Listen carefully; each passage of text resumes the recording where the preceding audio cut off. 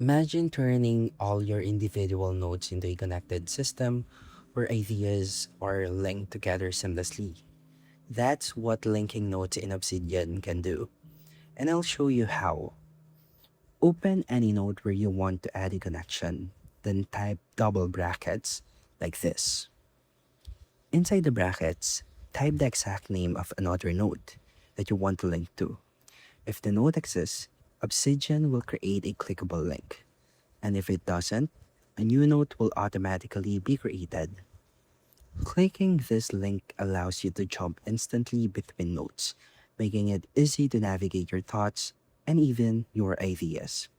Just a simple tip, you can use linking to connect related topics or ideas, and over time you will have a web of nodes that is much easier to explore.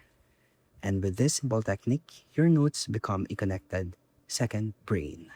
And that's how you can link nodes in Obsidian. And thank you for listening.